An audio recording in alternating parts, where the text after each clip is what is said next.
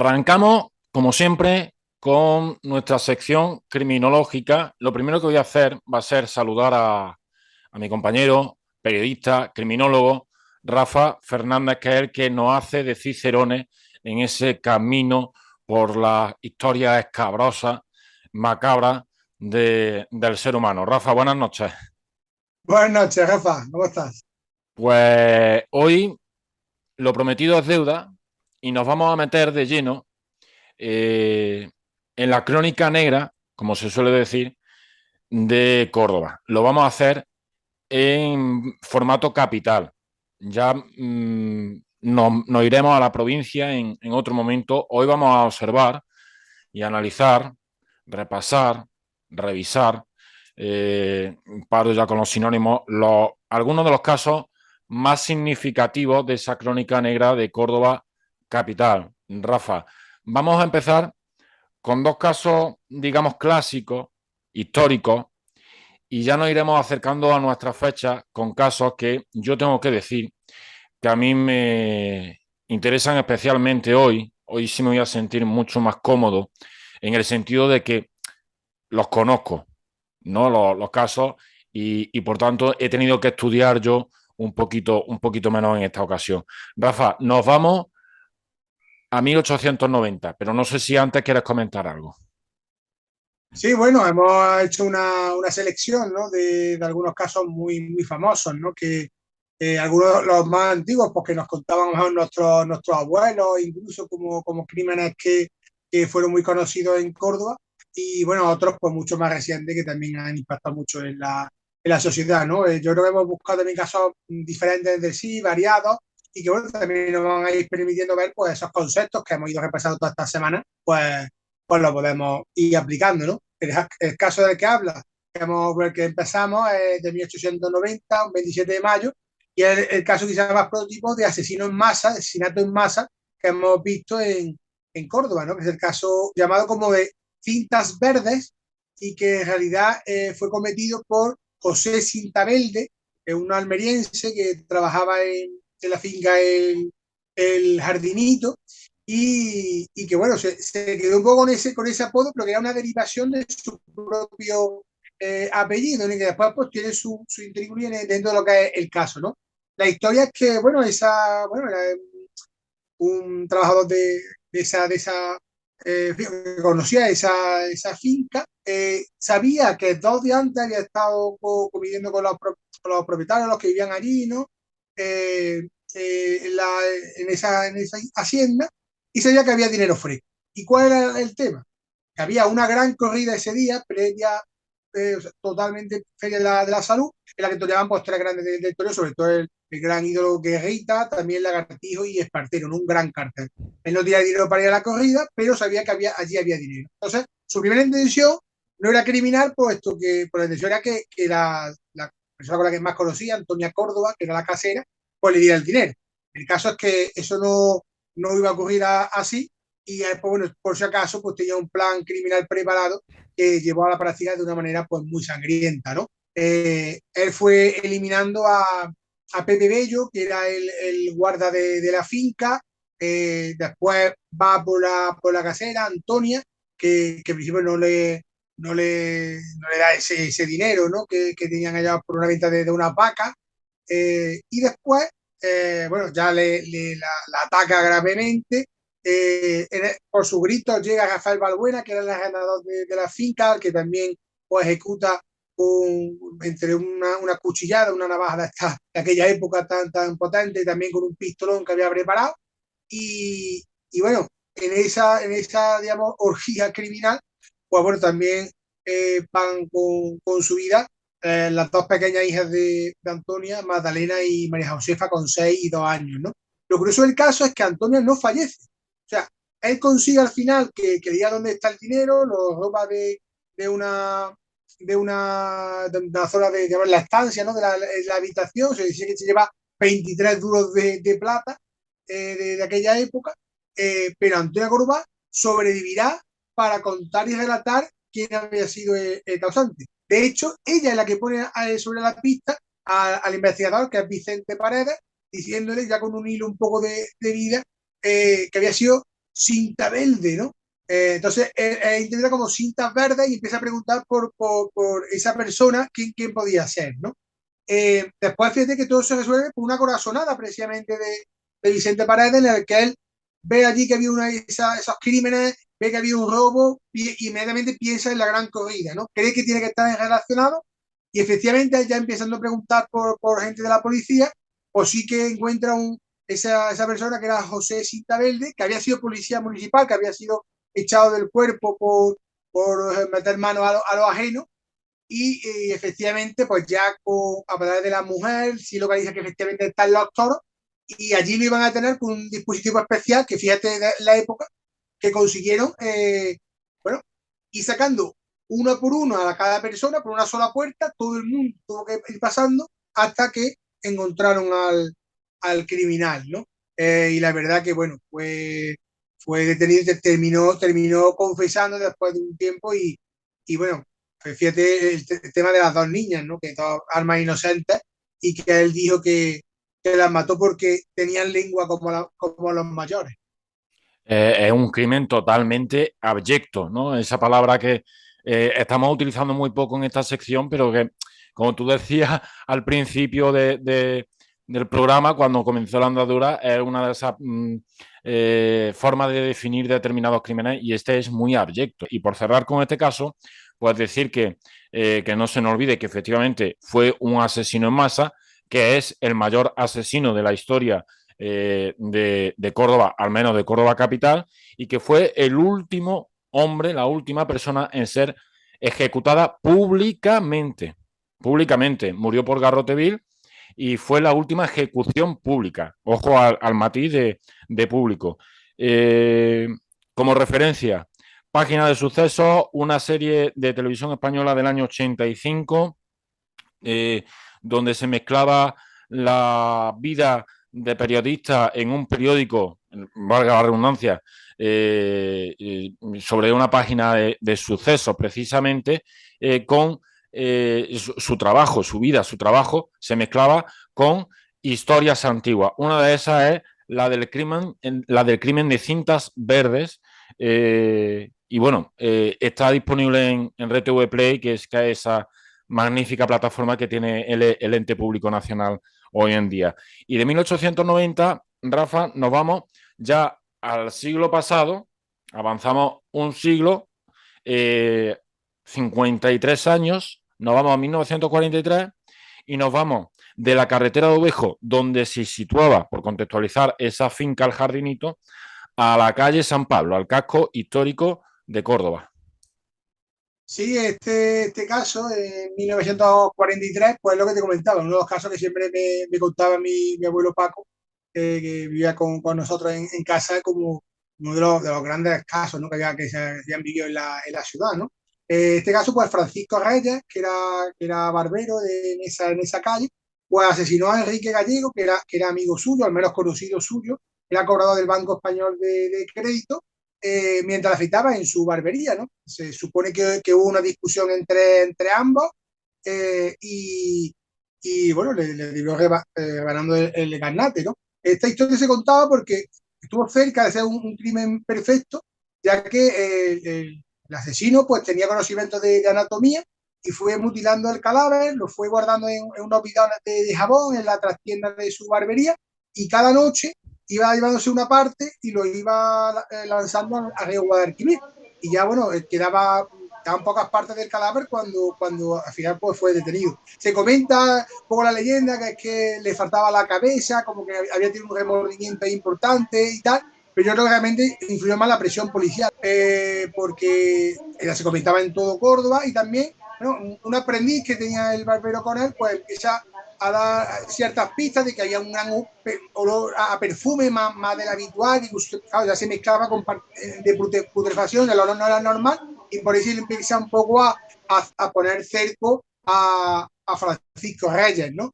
Y bueno, al final, pues bueno, lo detuvieron, él confesó, no había gastado gran parte del botín que llevaba, o sea, de la recaudación que había hecho por la mañana su víctima, prácticamente se dijo que prácticamente se había gastado nada más que unos cuchillos un poco mejores para poder descuartizar, seguir descuartizando el cuerpo.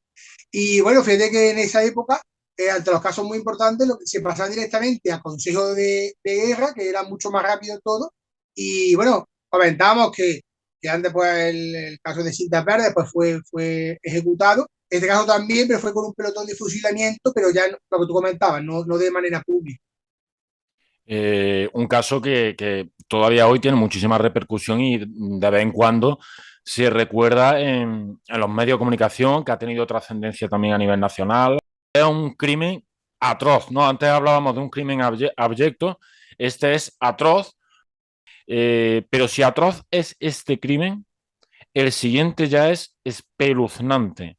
Quizá es el caso más escabroso de todos los que, no voy a decir de todos los que hemos tratado hasta la fecha, pero a mí es de los que más eh, no sé cómo decirlo, más escalofrío me provocan, ¿no? Nos vamos a 1987, un caso como conocido a nivel nacional por aquello del morbo, como el vampiro de Córdoba, aunque el criminal no es el vampiro. El vampiro tampoco era la víctima, pero muere como si hubiera sido el conde Drácula, por ejemplo, ¿no? Vale, ya no digo más, Rafa, vámonos a 1987. Sí, aparte, bueno, sé que este caso es un caso que hemos comentado tú y yo en muchas ocasiones y que sé que particularmente te apasiona. Así que ahora te dejaré porque también tú te decías que sé que también tienes un conocimiento amplio del caso, pero bueno, por presentarlo a la gente, bueno, pues a Álvaro Rafael Bustos, de 33 años, que había sido, o sea, había sido miembro del grupo Pop Treble, ¿no? Que le dieron algún éxito como con Carmen y tal, era en cierta manera de aquella época más o menos conocido.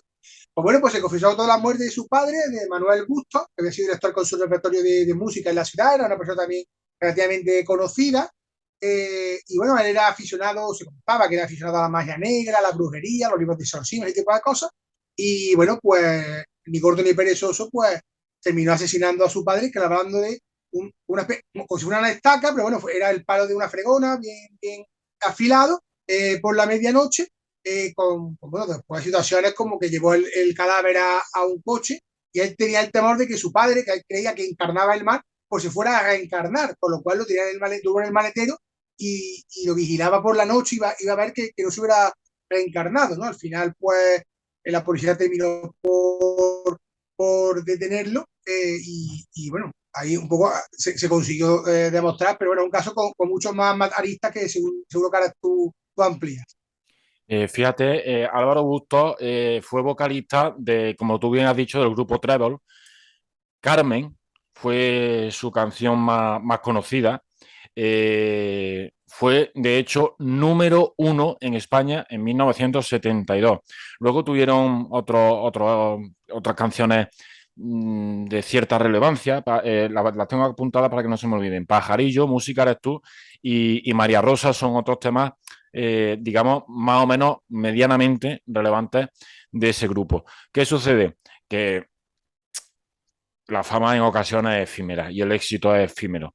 El grupo Trevor pues pierde fuelle, se disuelve, sus otros dos componentes mantienen una trayectoria después muy buena en el panorama musical. Álvaro Bustos intenta hacerlo en solitario, no le funcionan las cosas, se convierte en lo que se suele decir un juguete roto y a eso se le suma pues una afición por el esoterismo, por la lectura de esotérica y de magia negra y demás, eh, pues todo al final es un cúmulo que hace que se agrave una enfermedad que tiene, que es psicosis paranoide. Por eso terminó en un psiquiátrico, hay que decir. Eh, el caso es que este hombre, un día, por decirlo coloquialmente, aunque no sea así, se le va la chaveta, piensa que su padre está poseído por el demonio y decide actuar como bien has comentado, ¿no? Espera que su padre esté dormido, va a su habitación, en realidad no es exactamente el palo de una fregona, sino la barra de una cortina, de la que sujetan la cortina, parte el palo, lo afila como si tuviera forma de estaca eh, y va a la habitación de su padre, el cual se despierta. Y esto es, bueno, primero lanza sal, lanza cosas por allí por la habitación para digamos, limpiar el ambiente, retira los espejos, que esto también es importante, retira los espejos, todo esto dentro de su paranoia de que el padre está poseído por el demonio. Y el padre se despierta y mantiene una especie de conversación con él, una especie de juicio, le llaman algunos compañeros cuando lo relatan en los medios de comunicación, ¿no?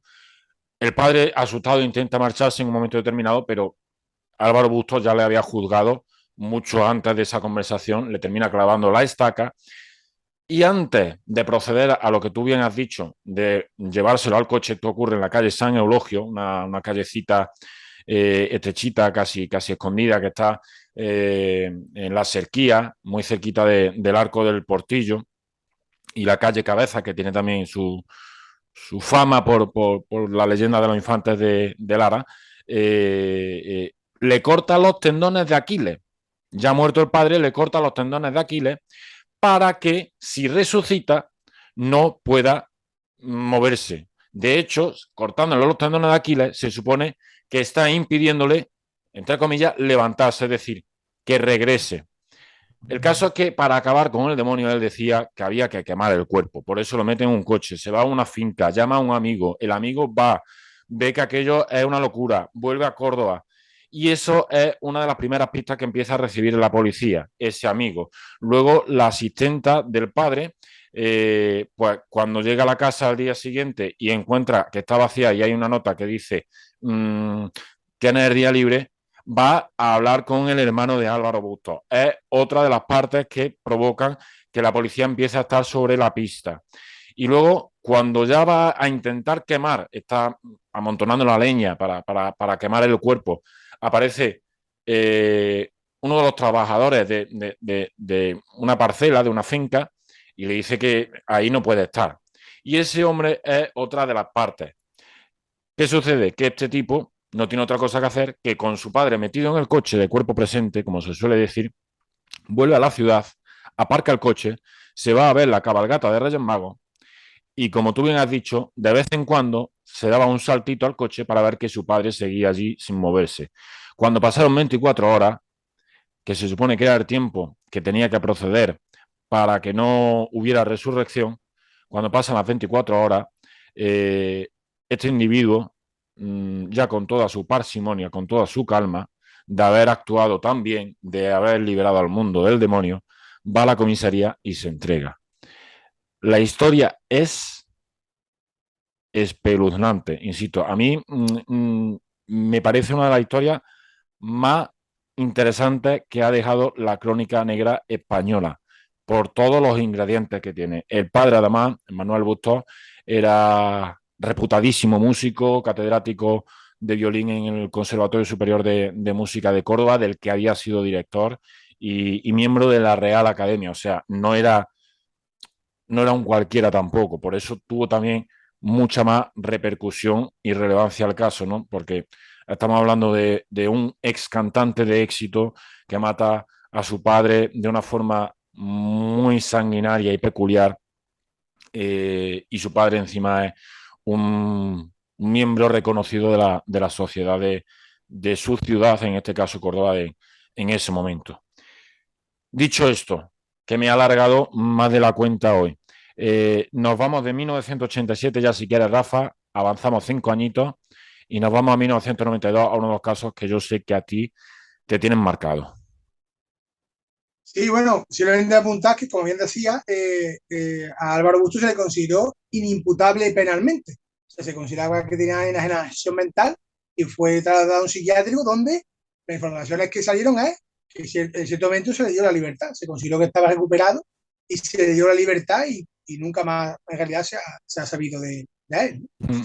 Sí, pasamos de un caso que yo sé que a ti te resultaba significativo a uno que para mí pues sí lo es también, como es el caso de Soledad Donoso, ¿no? Sobre todo por el tremendo dolor para sus familiares de que es un caso sin resolver, un caso sin asesino todavía conocido y sobre todo juzgado, ¿no? Y condenado, que es lo que debía hacer, ¿no?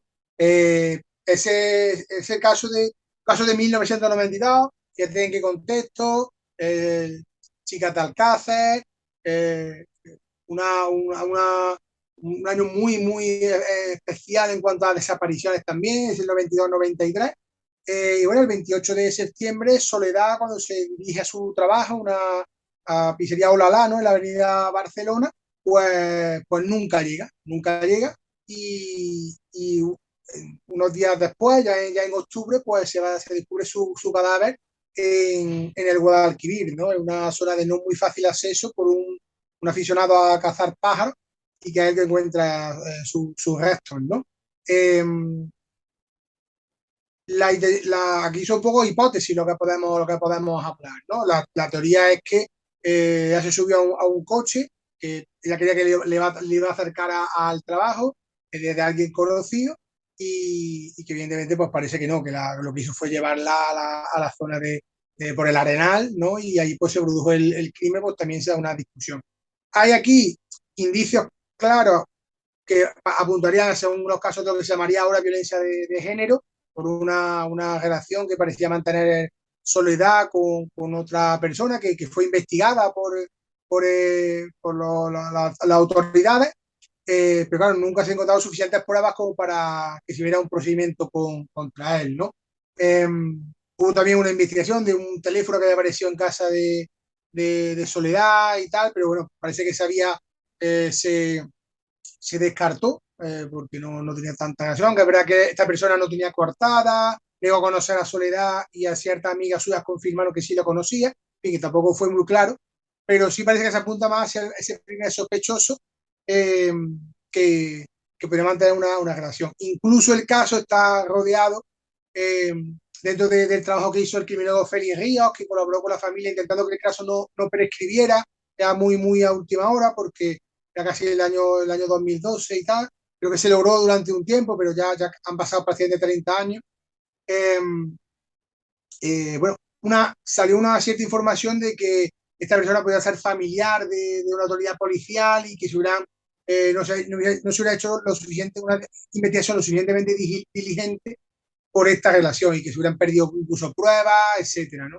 Hubo algo de realidad que es que, por ejemplo, un mechero que se quería investigar por parte de la familia, primero se transmitió que no existía y después sí se dijo que sí que había aparecido, ¿no? Por lo cual eso sí se permitieron pedir nuevas pruebas y alargaron un poco el caso, ¿no? Yo aquí, bueno, destacar la labor de su hermana, de su familia, sobre todo de María del Mar, creo que es, ¿no? La hermana que publica todos los años una carta en Diario Córdoba dirigida a Soledad y también muchas veces a su asesino. Es una auténtica, bueno, hermana coraje. Y bueno, desde aquí, desde este modesto lugar, pues evidentemente exigir y pedir justicia para Soledad Donoso. Es verdad que a lo mejor pues ya la persona no puede ser imputada, pero por lo menos que si las personas confirmen las sospechas que ellos tienen evidentes de quién fue, pues que eso se pueda confirmar algún día. Ojalá alguna vez se sepa la verdad de una chica de 18 años con toda la vida por delante y que bueno, pues tuvo este final tan trágico. Rafa, prescrito el caso, ya es muy difícil que pudiera existir responsabilidad penal si se diera con el criminal, ¿no? Claro, yo sé de algunos casos en los que se ha podido prolongar un poco la prescripción porque han aparecido mejor pruebas a última hora y entonces se ha intentado como que cuenten a partir de ese descubrimiento concreto, cosas de ese tipo. Eh, pero en general ya cuando pasan más de 20 años es muy complicado. Típicamente la prescripción pues fija eso, ¿no? Que a los 20 años la persona, si confesara, pues ya sería inimputable. De hecho, hay casos muy famosos en España que han prescrito, ¿no? El caso de los Galindos, por ejemplo, de Cortijo de los Galindos, pues lo hemos comentado en alguna ocasión que ese caso pues ya está prescrito, ¿no?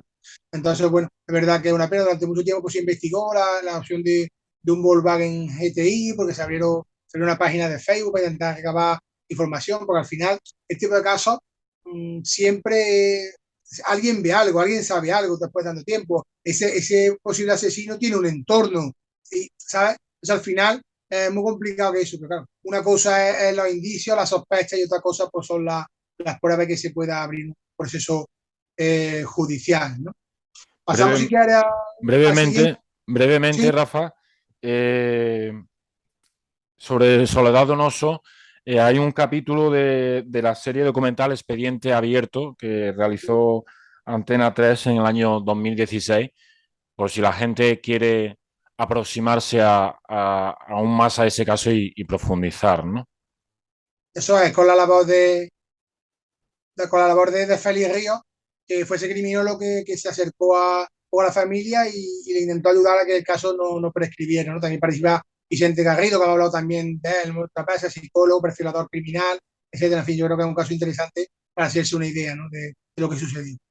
Vamos 4 años después, 1996, un caso que a mí me impactó muchísimo porque yo tenía 11 años, con Donoso era más pequeño, pero es uno de esos acontecimientos que siendo un niño te hacen tener la sensación, si tienes cierta noción, porque no todos los niños y niñas son iguales o somos iguales, si tienes cierta noción de lo que sucede a tu alrededor, esa sensación de que estás en un lugar no seguro, ¿no? O inseguro. Nos vamos al conocido como atraco del Banco Santander. Sí, pues fíjate que aunque no hemos tenido así casos muy por ejemplo, de asesinos en serie, sí hemos visto esos conceptos que habíamos ido tocando, ¿no? Hemos visto pues crimen ánimo de lucro, posiblemente el asesino visionario, ¿no? Que tenía, o el visionero que sentía, por ejemplo, esa misión, bueno, un caso de posibles de crimen pasional, posiblemente como pudiera ser de Soledad Donoso. Y ahora fíjate que vamos a ver otros conceptos que hemos tocado en semana anterior, ¿no? Por ejemplo, el secuestro en el curso de otro acto delictivo, ¿no? Que, por ejemplo, pues resultaría gravemente herido y para siempre Manuel Castaño. Pero bueno, sí, el atraco al Banco Santander, ¿no? 18 de diciembre de 1996, a mí me pillan en el instituto, precisamente. Y bueno, en principio era un atraco de una banda internacional, conocida como la banda de la nariz, por las caretas que utilizaban. Eh, pero que se va a convertir y va a ser recordado sobre todo por el asesinato de María Ángeles García, ¿no? Y Soledad Muñoz, ¿no? Dos policías locales, ahí en la ermita del Pretorio, que es donde presente hay un monolito, ¿no? que recuerda el acontecimiento, que habían sido de las primeras mujeres en entrar en el cuerpo de la policía local y que fueron, por desgracia, las primeras policías locales fallecidas en actos de servicio en España, ¿no? Bueno, ya digo, la banda encabezada por Claudio Lavazza intenta un atraco. Ahí fíjate también las casualidades que hay en este tipo de situaciones, ¿no? Manuel Castaño, que no tenía que trabajar ese día o tenía que trabajar en otra zona, pues por un cambio de un turno a un compañero, pues tiene que entrar en la sede central del Banco Santander.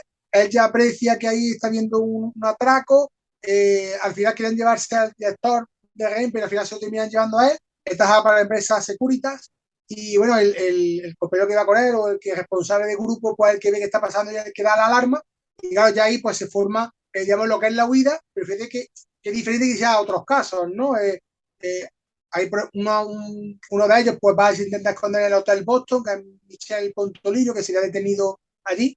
Pero claro, todo, digamos, lo importante pasa con los otros tres, ¿no? Con Claudio Lavazza, con Giovanni Barcia y con Giorgio Eduardo Rodríguez, ¿no? Y Manuel Castaño, que va como rehén.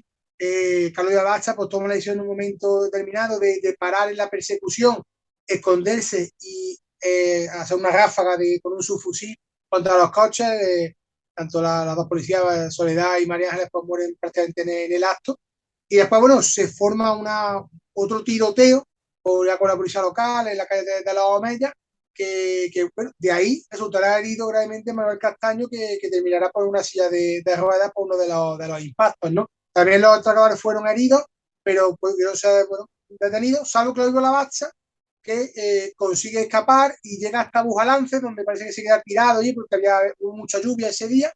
Y fíjate que fue detenido en un bar, ¿no? Donde se cuenta que el dueño y tal, pues vio que para quitar las magdalenas tuvo que utilizar la boca porque tenía como heridas las manos. Ya el caso pues era muy conocido, había sido por la mañana. Y bueno, dan digamos, la llamada la que puede estar allí. Y ahí pues es donde es detenido Claudio Lavazza, ¿no? Fue un caso pues muy, muy impactante. La ciudad de Córdoba pues, se volcó con la familia de las policías, el funeral fue multitudinario, vieron compañeros de toda España, y también bueno, recordado a nivel solidario, porque se formó un gran partido, ¿no? En el Arcángel para recaudar precisamente fondos para las familias de las policías que bueno, tuvo representado a José María García, muchísimos famosos, y bueno, pues esta fue la parte un poco, digamos, bonita, ¿no? Dentro de una historia pues muy, muy triste, muy, muy trágica, y que viene pues se quedó instalada en el corazón de todos los cordobeses. Porque fue un caso que mantuvo en vilo a toda la ciudad, incluso a la provincia, aparte de la provincia, durante todo el día. Y nos vamos al caso más reciente, quitando lógicamente pues, todos los crímenes que se cometen, ¿no? Robos, atracos, asesinatos por violencia de género que por desgracia siguen dándose año tras año, otro tipo de homicidios, digamos los crímenes que están en el imaginario colectivo, el más reciente de todos y uno de los más atroces también, Rafa. Nos vamos a 2011.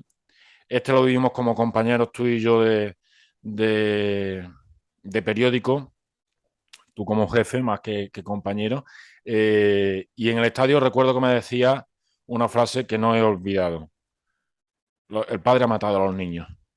Hablamos del caso José Bretón. En el Sí, estadio está del claro Córdoba, que quiero decir.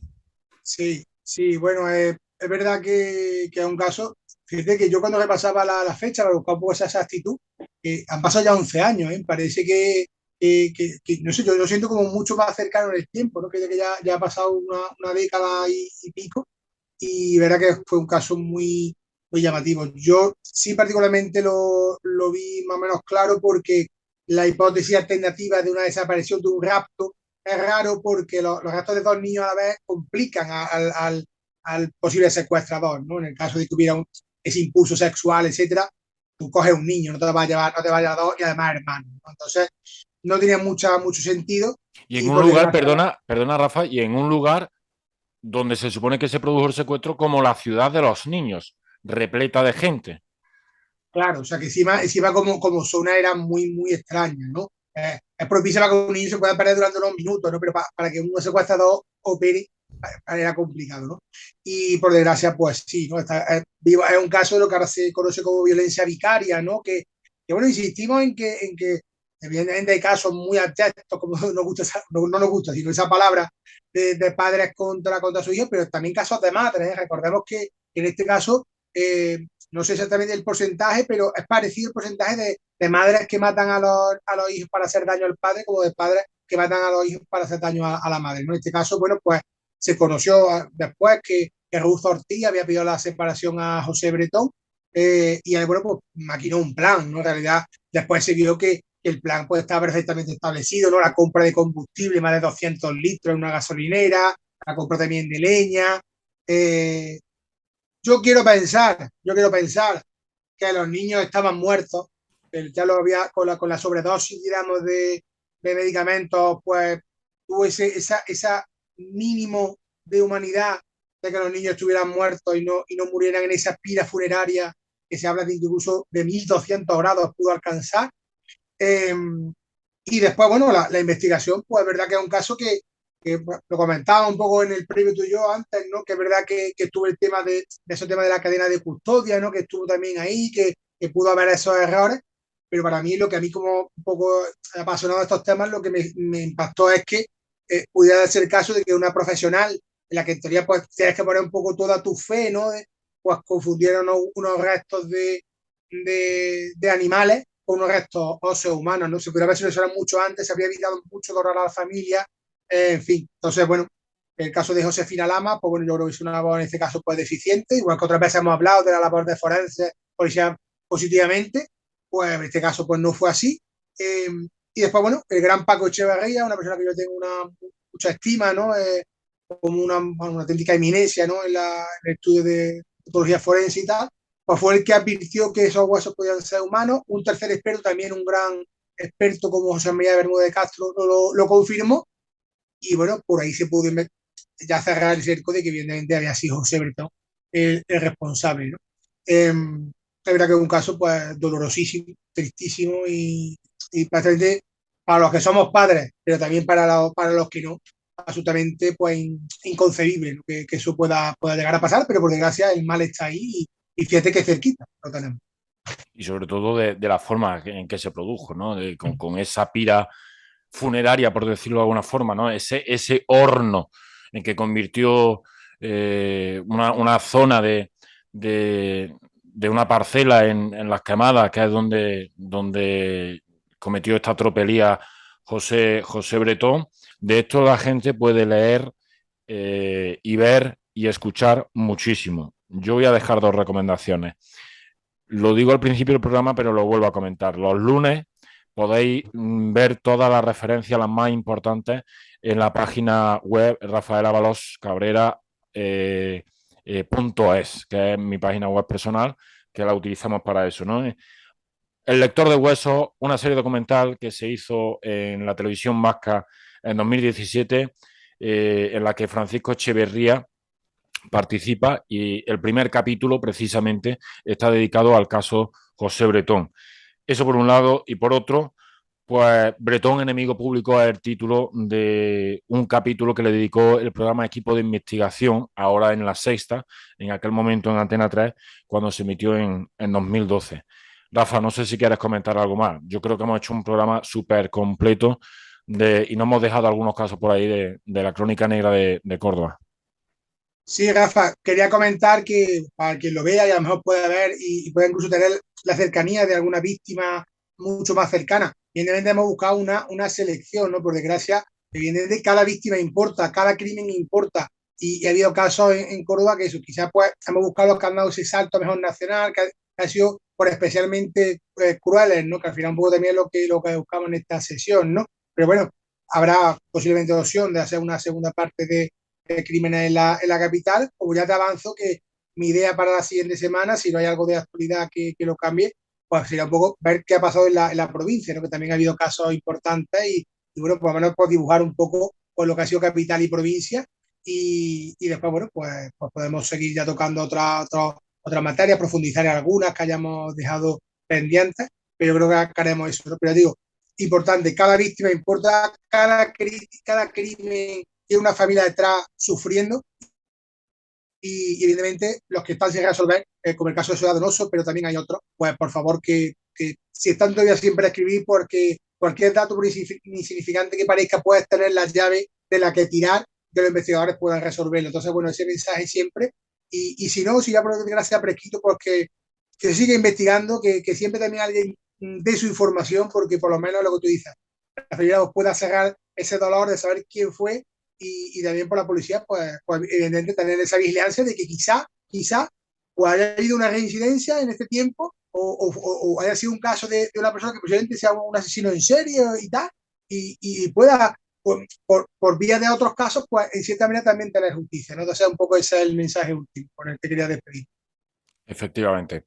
Y yo insisto en ese mensaje de que las víctimas son lo primero y que hemos hablado solo de estos 6 casos, como podríamos haber hablado de otros, pero por esa repercusión, esa relevancia social que tuvieron, ¿no? Que nadie si ve este programa y ha sido víctima, familia de víctima de algún crimen, que no se sienta menospreciada o menos que las víctimas de las que hemos hablado, ¿no?